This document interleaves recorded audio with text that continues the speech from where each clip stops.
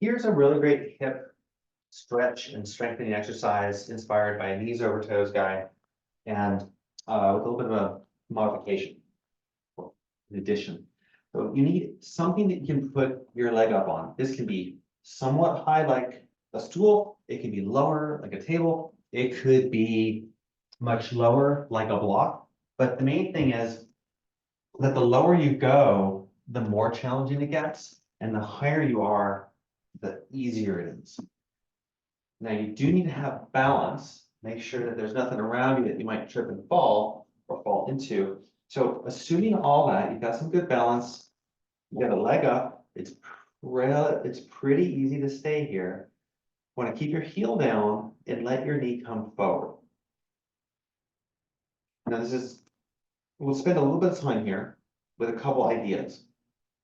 The main idea is that we want to get this hip and this hip feeling good in their positions. And to do that, one, you need to relax. That'll help the tighter muscles unwind and give you more space and room to move. And you need to be able to strengthen certain or activate certain muscles in this position for your brain to say, oh, this person wants to be able to do this position, not just have it done to you. So I'm going to take you through those different parts. One, you've already been here for a little bit, so relaxing.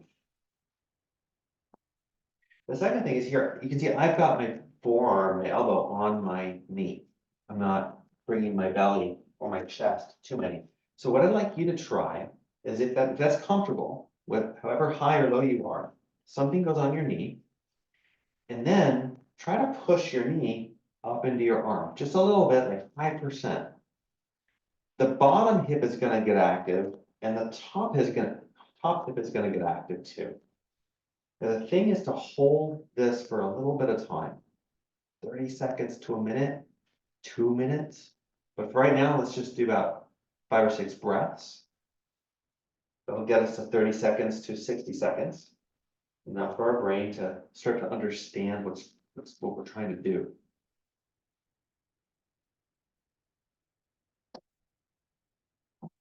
You can also relax while that's happening. You may notice that some muscles loosen and let go, and your hips shift a little bit within this. The whole position gets a little bit easier. That's a good sign. If you're getting really, really tired, well, keep doing this. And over time, that won't happen nearly as much. But the muscles that do start to get really, really fatigued, that's a clue for things to work on a little bit more. Okay, gently, safely, dismount and pause with both your legs on the ground. I'd like you to try something. Look around, take a few breaths, and then move your hips around. And what do you notice? You might notice something, you might notice not a lot. Do you notice anything in your legs? Do you feel more heat in one leg than the other? Just notice the changes that are happening. Bend your knees. Is there any difference between how your knees bend? And finally, make sure you have some balance for this one if you need it. We're going to lift one knee and then the other to see how that feels different. So balance, lift one knee, and lift the other. And does that feel different?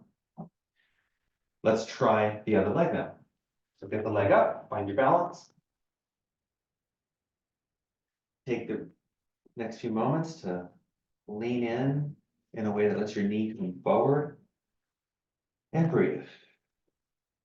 Just relax into it. About 5 or 6 breaths.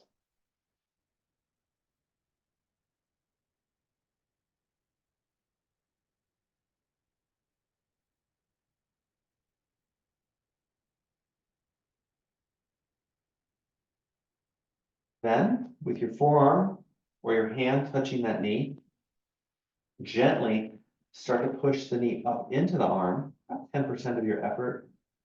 Notice what else activates, and the other front hip.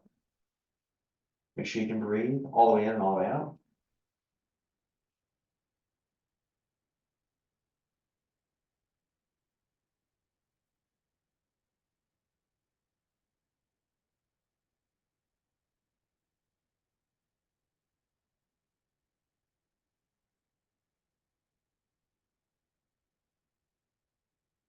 Good job. Find your balance, get supported, dismount. Get both feet on the ground, pause. Take a look around, breathe, make sure you're not dizzy. We're gonna do the same tests. First, move side to side.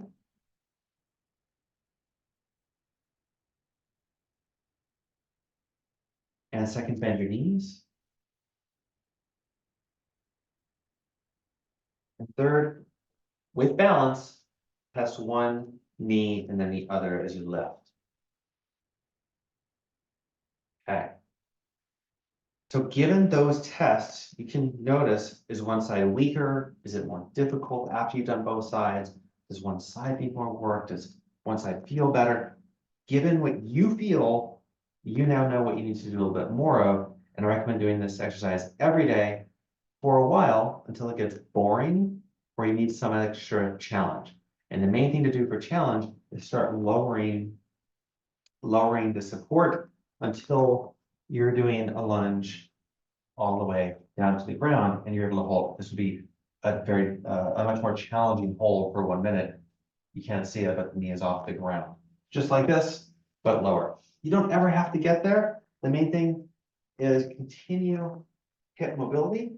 And by gently doing an isometric, that's the push up of the leg, you're going to be training a bit of strength in this, not just relaxation. The two together should help you quite a lot. Enjoy.